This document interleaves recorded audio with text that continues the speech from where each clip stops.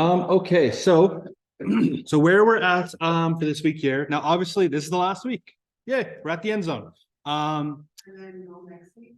And well, and then next week, yeah, we'll be doing a new block, but this is the last week for this block. Now, so what that means is you guys have your departmental coming up here on Friday. And so what I've done is I've tried to reserve this week here as there's a departmental only for the math one. For financial literacy, we'll probably be starting something there on Wednesday, but we'll get to that. So what I've done is I've left these 4 days here as time for review, essentially. And so what I have is I do have an old example of a old example. This is an actual departmental that was given out in 2016. Now you're going to recognize some of these questions because some of these are ones that you've done in concept checks, that you've done in those exam style questions, for example. We've done some of these together as like a class. So you might recognize some of these. So eventually I have this printed off. I will hand this out. This is for your own like personal benefit to be able to try them out. We'll get there in a second, but before I just like though, here's really difficult questions. I wanted to do a brief review because we haven't really touched some of this stuff since February, something like that. So what we're going to be doing is we're going to be reviewing right now. We're going to be reviewing the first 2-ish, maybe 3. Might do the third one after the break here of units here, and then I'm going to give you the respective questions in here to try out. And we'll go over them at the very, very end there. But basically, so we're going to do basically how it's going to work. The format the next couple of days is we're going to do a really short review, just like the major stuff that you need. Then I'm going to be giving you guys this stuff, or you can look at your workbooks. You can look at the LMS for a workbook as well. Try out some of the questions on there, see how it's going, basically. And yeah, and that's generally the format that it's going to be. So it's just an opportunity to quickly refresh ourselves with everything as we go through, which is why you're probably going to need some blank paper here. Again, all of this stuff is in your notes. So all this stuff here is in your notes. Let me bring all this stuff here. So I'm just going to be going over the main highlights. There are the videos, there are your notes, there's your workbooks, all that stuff. So you might need to revisit some of that stuff. You probably will need to revisit some of the stuff as you go through some of these questions. But I just really quickly wanted to do a quick summary of Unit 1. And I want to do a quick summary of Unit 2 here.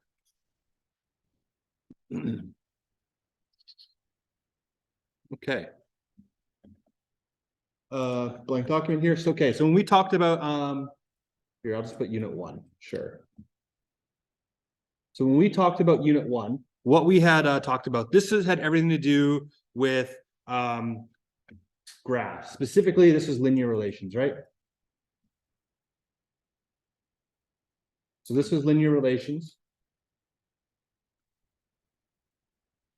Now, what that means by linear relations is it means we're looking at a couple things, right? We're working with graphs, for example, how lines go up.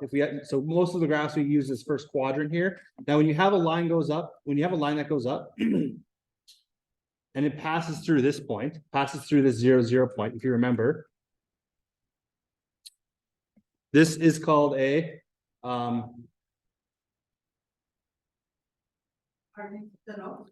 yes.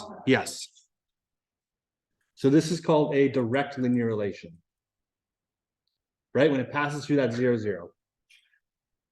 So let me type that out, actually, make that a little bit neater.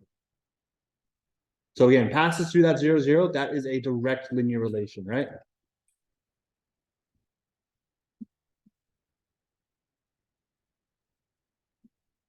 But what we also know is that when we have a line and it passes through something that isn't 0, 0, let's say something like this.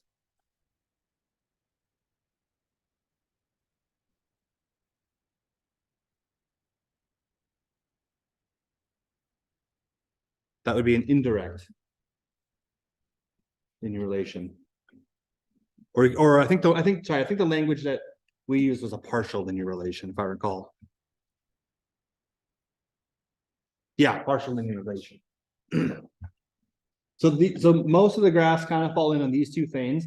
We know, of course, our slope, which is, so we know our slope, which is usually used as the word M in things. We know our slope is M. That is, it's the rate of change, right? It's the rate of change. It's how fast it goes up, how fast it goes down. You can have it positive, like on the left, or you can have it negative, like on the right.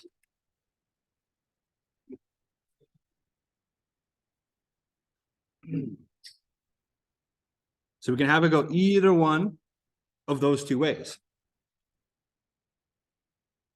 Now, the formula that we used for all of this, which you guys are given this formula, if you remember, was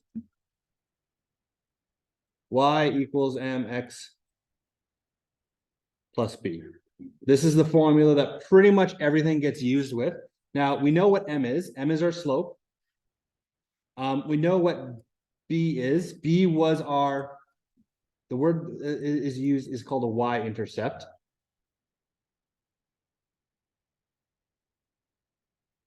And what a y-intercept is, let me just zoom up just a little bit, is this thing right here, right? So take a look at what I'm drawing at, this little arrow here. That is the y-intercept, right? That's when it passes through that y-axis there. Just as a kind of a quick reminder here. So the primary skill that we learned when we dealt with graphs was being able to read them. It wasn't just about being able to draw them. We got quite good at that, but we wanted to be able to read them. We had to be able to understand them, right? We had to understand what was happening when we were going through something.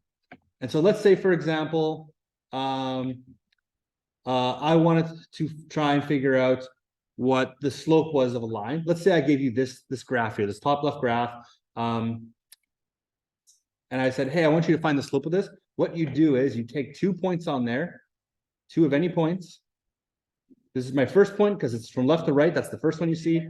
This is my second point because from left to right, this is the second one you see.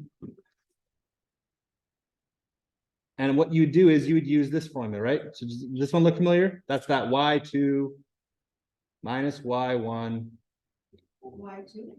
minus x2 minus x1. Oh, yeah, now. Yeah, again, you will be given this one. You will be given this.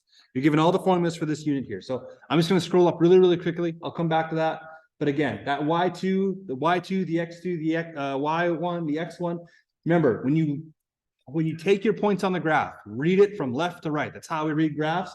The ones are the first points you see. The twos are the second points that you see. And then you just plug it in and you solve it essentially. It's easier for me when you explain it faster.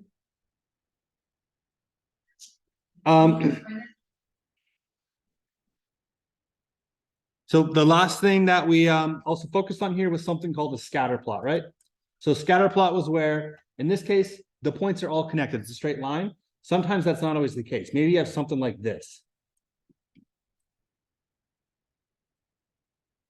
I'm going to draw 2 scatter plots. I'll draw a left one and a right one. Do we draw these? You do not need, you could if you want. Or you could really just like pay attention. Like my point is I don't want to talk a whole lot. I just want to let you guys do it. So if I'm looking at these scatter plots, so I'm looking at this one on the right first. I'm looking at this one on the right. Scatter plots is where we're looking at a bunch of points on a graph, and we're trying to figure out like, what can we learn from this? In this case, I can see that the general trend, if you remember, the trend is that, as we go from left to right, the stuff's going up. So there's some type of a correlation there that's happening. Now, we use the two words of strong correlation, weak correlation. I can see there's a trend. It's going up as we move to the right, but it's not very strong, right? There's a lot of distance between our points here. Whereas if I look at this one on the left, I can see that there's a trend. There's a very strong correlation here because all those points are super close to this line of best fit, is what it's called.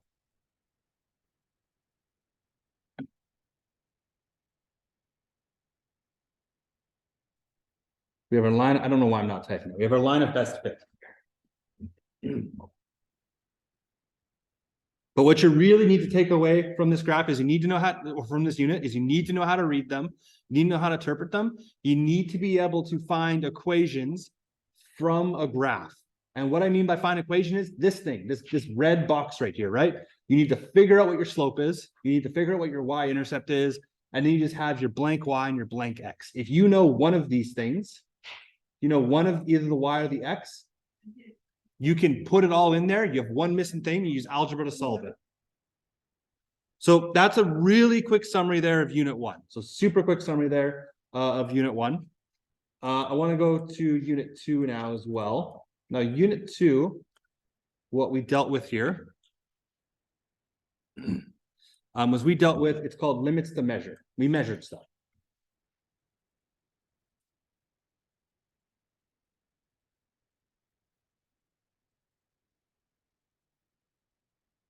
My goal is just to try and do like 1 page per thing, just so it's a cheat sheet of sorts.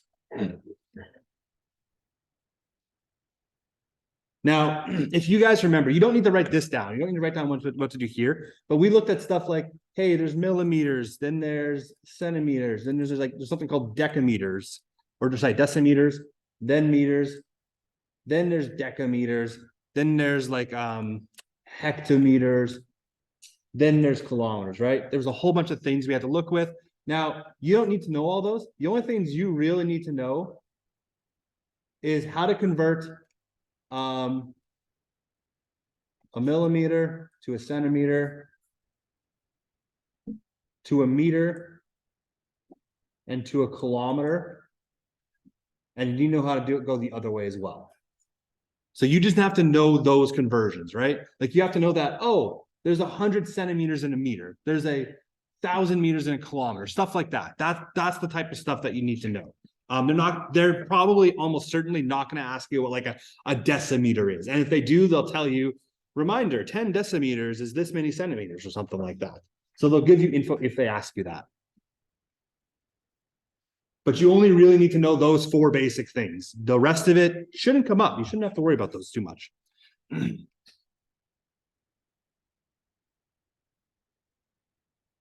So if you remember, there was a couple terms here, and the terminology is really important. The first one we had something called accuracy.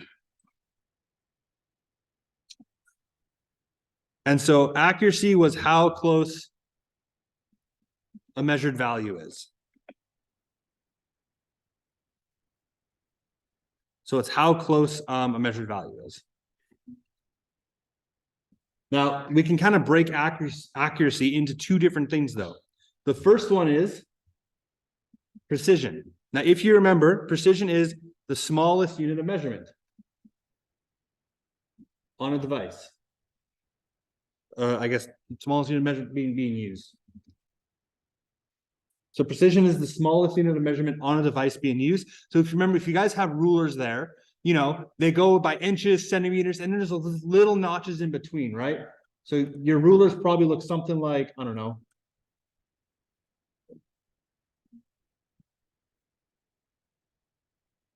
You know, something, maybe this is 27 centimeters, maybe this is 28 centimeters. There's these little things here in between, right? I know that this one here I'm drawing an arrow to is the half mark. Then these other ones here are little millimeters. So if I asked you, hey, what's the precision used on a ruler? You'd be like, oh, it's 1 millimeter. Even though they number the centimeters, you can look in between them and there's other stuff, right? So precision is smallest unit of measurement being used. Now, there's also, though, going to be your uncertainty. And what I like using for this is I like using something, sorry, let me actually give you the definition. So uncertainty is the margin of error in a measurement. And the formula for that, if you remember, was you take half the precision. So I take half the precision. So if I give you, let's say, a thermostat here, let me just draw a quick thermostat. And let's say it goes up to here, why not? So if I give you a thermostat here, let's say you're 0, you know, This is 10 degrees, this is 20 degrees, so on and so forth. If I put this little line here in between them, my precision is, I'm doing it by 5 degrees Celsius, right? That's the closest I can get. So if this unit of measurement would tell you that, oh, if I had something that maybe, let's say, goes up to here, if I go where that red line goes, oh, it looks like it's you'd say it looks like it's about 7 centimeters, but it's very hard to figure it out. If I were to go even further, put little notches in there so that each one of these is 1 centimeter, you could be like, okay, now I know for sure it's 7 centimeters Celsius, but it could be anywhere from 6.51 to 7.49. It's very hard to tell looking at just the naked eye, right? So uncertainty is where you just take half the precision. So if I have 1 centimeter of precision, like how I do in this thermostat, I have a half centimeter of uncertainty, and that goes either way.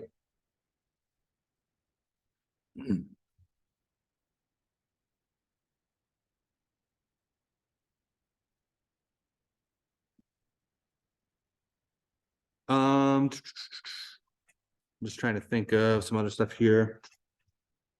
Don't need that. Yes, okay. So there's some other stuff here as well. Now, some other words that we looked at was something called, there's tolerance.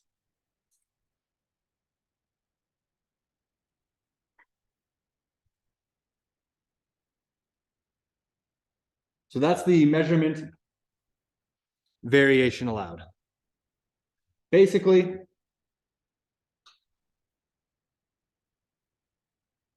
the accepted values, right?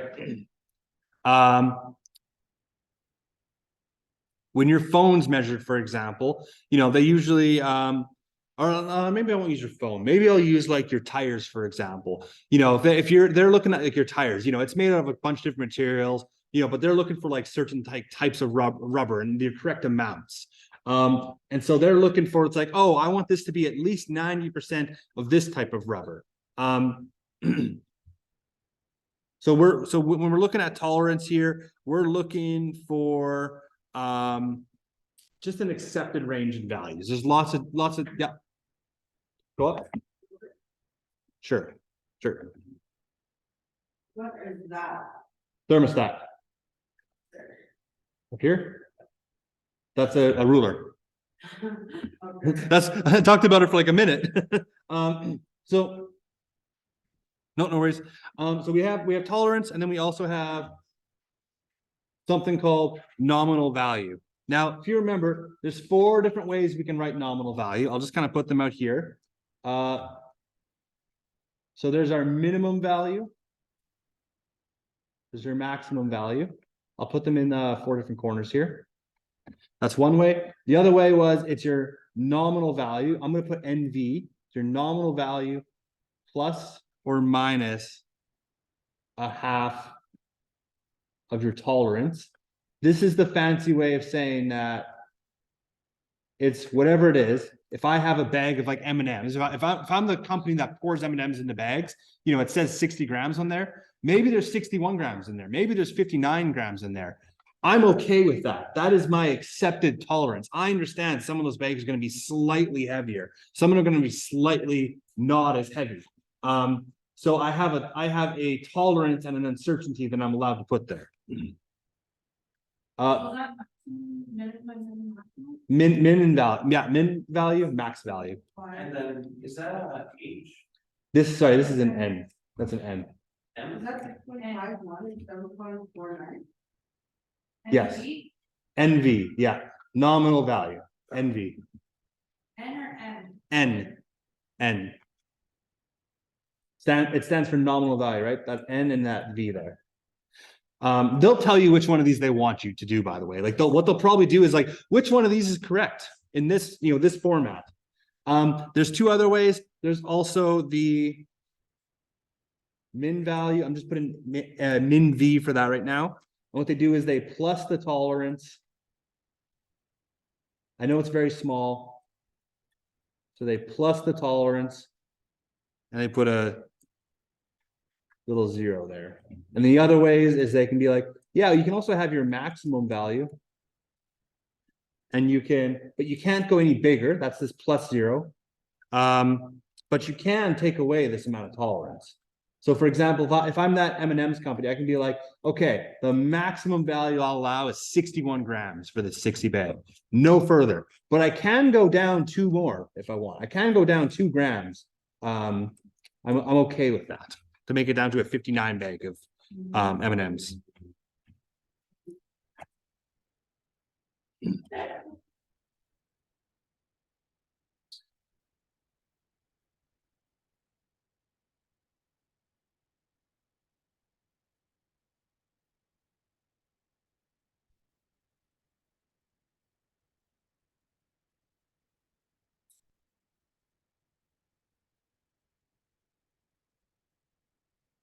So I'll leave that up there for a couple seconds. While you're that, I'm going to finish my broccoli, and then I'll tell you what's going on.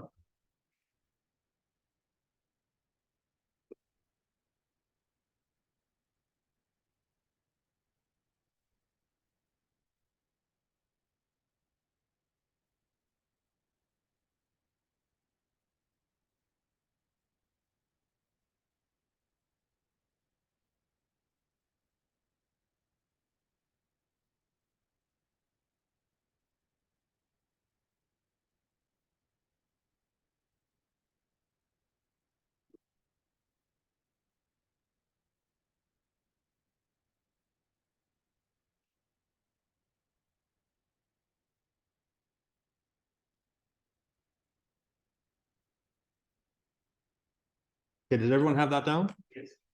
Cool. Sorry, mint broccoli. Okay. So what I'm going to do is I will hand you out this bad boy. This was something you'll be working on for the next couple days. There is an answer key for it. I have not yet uploaded it. What my goal is for you guys is I will tell you which questions to do. My goal is you're going to be able to do them. I'm going to be a little bit more hesitant with if you're like, how do I do this? I'm going to try and guide you towards the right answer. I'm not just gonna be like, this is how you do it, because you will learn it better if you try and discover it yourself. It might be a little bit frustrating for you. But I'm going to be holding off a little bit more on being like, this is exactly how you do it. What I might do is try and I'll look in your textbook, for example, at a different example that we've done, something similar. So it might annoy you a little bit, but I promise you it will be better for you to learn this, because a week from now, you need to be able to apply it in very similar types of questions. So I'll hand this out here in a second. In fact, let me just do that right now. It's also on the elements. Well, I got the formula sheet.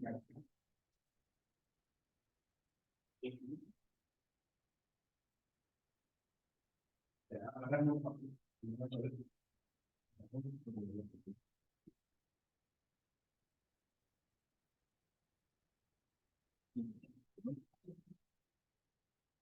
There you are.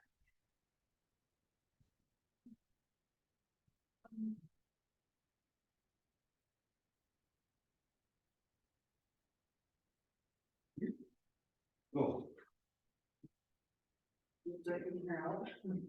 Sorry?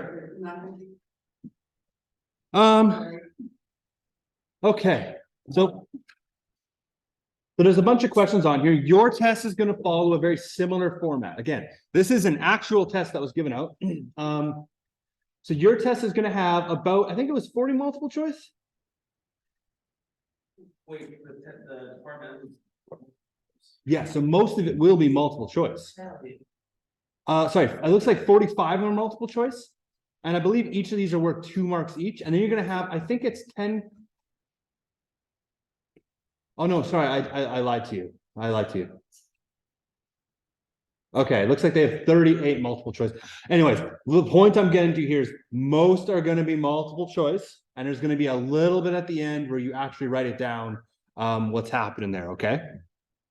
That's the format it's going to be in, which is why if you've noticed, we've done a lot more multiple choice stuff this block than we did last one, right? It's just to kind of get us used to that. So there's a bunch of different questions in here. I'm going to write down a whole bunch of them, of ones that I want you to focus on for now.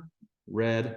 So for the unit 1 questions, that was question 6, 7, 8. You don't need to write this down. I'll leave this up here. 44.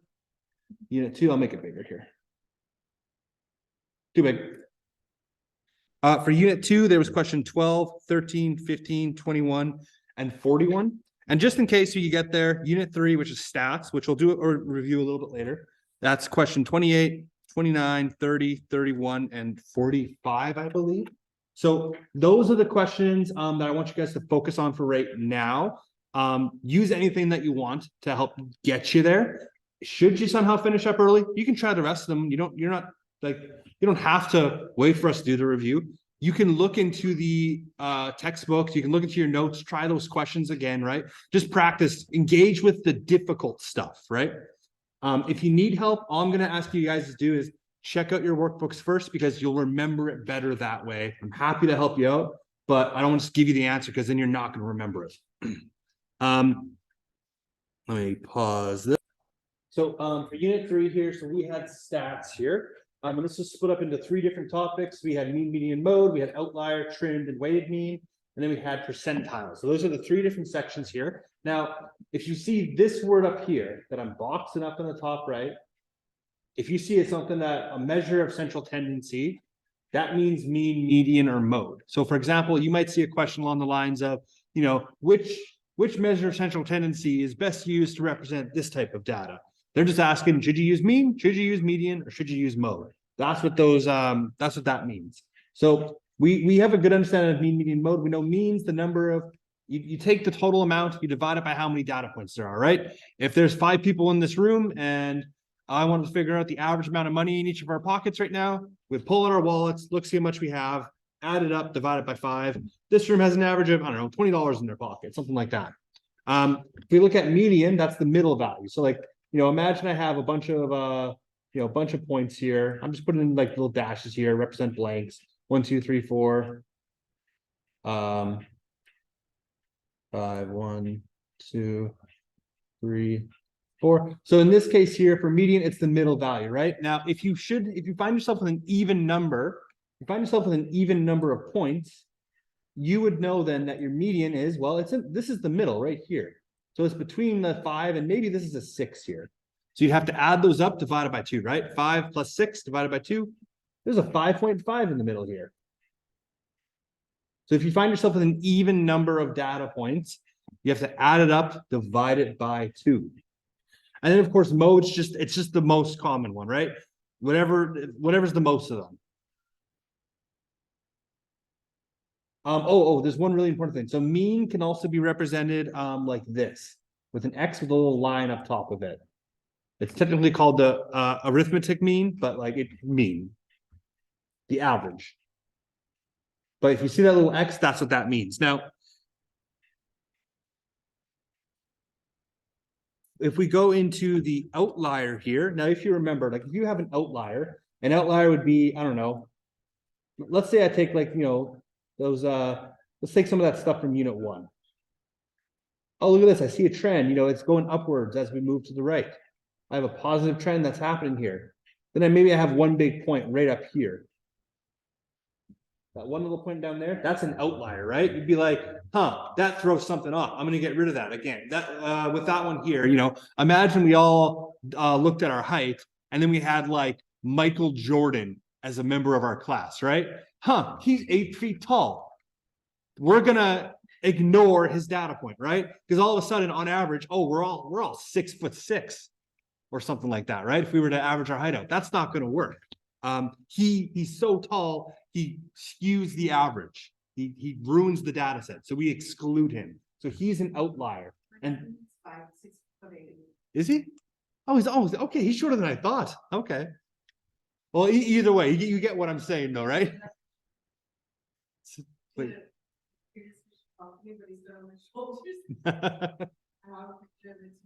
Oh my gosh.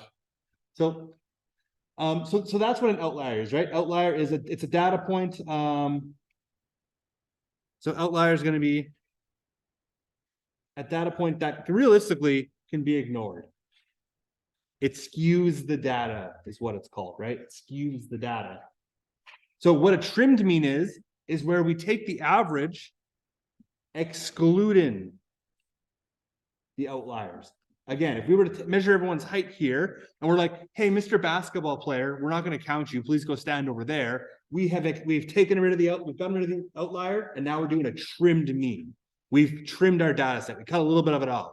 And if you remember, you need to take the highest value and the lowest value. If you have someone who's done like, a 5-star rating of a restaurant, and you have someone who's done a 1-star rating, and everyone else is in like a 3.3, 3.4, 3.5.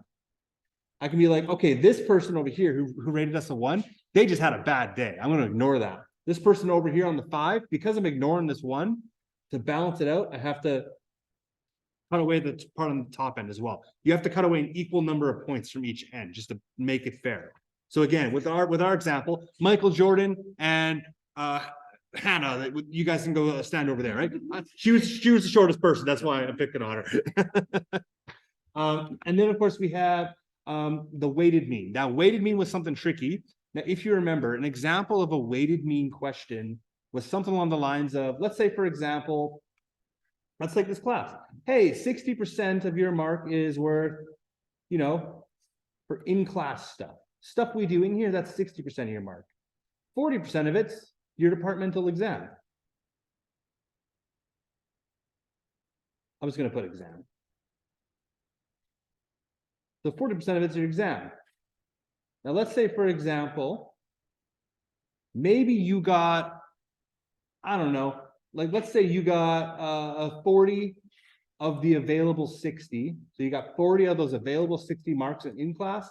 And then on the final exam, you could be like, oh, I got a 52%. And you want to try and figure out if you pass, for example.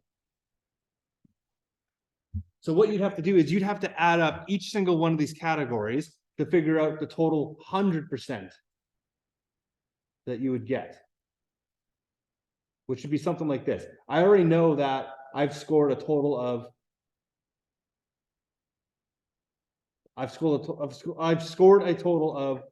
40 out of 60 of a possible 60 marks, 60%.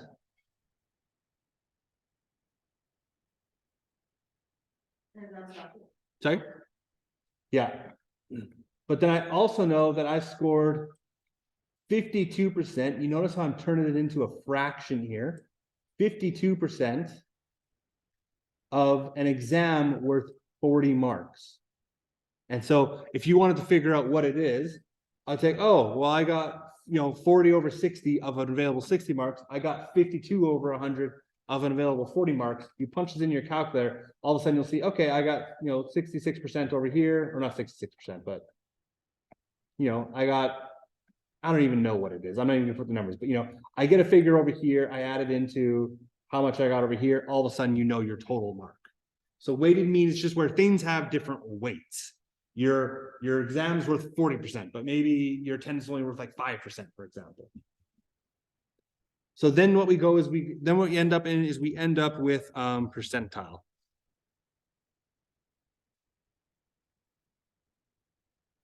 So for a percentile here, so a percentile, it's a number between 1 to 99 that shows,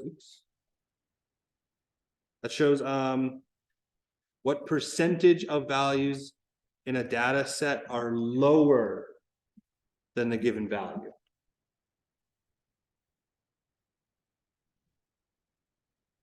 So let me just erase this stuff here for a second. So lower than a given value. So for example here, if I said that, hey, I'm in the 90th percentile for height, you'd be like, wow, that guy's pretty tall. He's taller than 90% of other people. That's what that means, right? But if you were to say that, hey, I'm in the 5%, I'm in the 5th percentile for maybe let's say it's weight, you'd be like, wow, that person's really skinny. They're like, they're not very heavy at all. They're a very small person. Actually, I'm going to change that to heights just to make it a little bit, keep it consistent. So if you were in the 5th percentile for height, you'd be really short. Because only, because you're only taller than 5% of the population.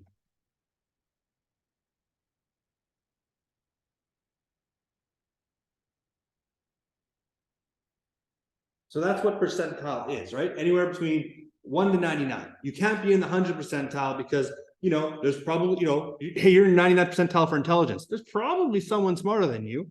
There's only one person who's taller than everyone else in the world. So that's why it's settled on 1 to 99.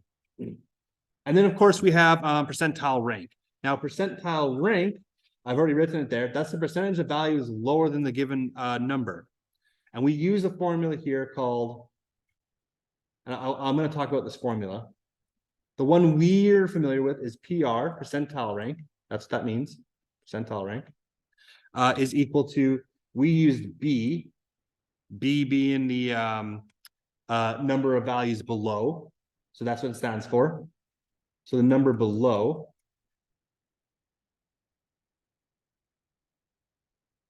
divided by the total number. Divided by the total number. So, hey, you know, if I have 10 restaurants and there's 7 below me, like I'm the top 3 ranked ones, and there's a total of 10 restaurants, you'd be like, oh, it's 7 divided by 10. You're in the 70th percentile ranking. Oh, and then you times it by 100 because that turns into a percentage. So this is the actual formula here. Now, if you guys take a look though, and you notice, I'm going to come back to this. I'll come back to this. If you look at your formula sheet, the one you're going to get is different. It's similar. They will accept whatever answer you get with this. You would just need to memorize that. Otherwise, you can use the one they give you here. They tell you what the L, the F, and the N are. So you just need to figure, like, substitute those values in and punch in your calculator. It will tell you your answer, okay? But otherwise, you can use this one. It's entirely dependent on you. If you want to use this one, you need to memorize it. That's just, you just need to memorize it. Is there any questions on statistics? Okay, is there, everyone have this stuff down? Yeah, I mean, no. No, okay, I'll give you a little bit, then I'll go back up to those questions in case you need them. But what?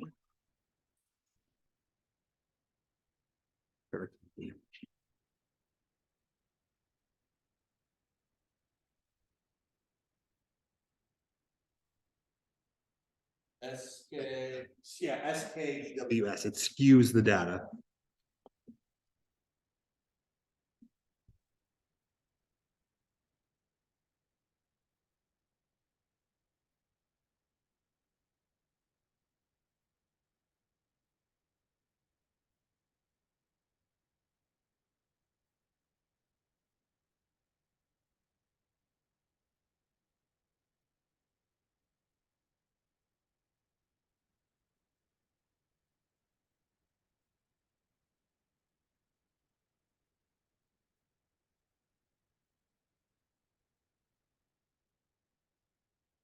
Okay.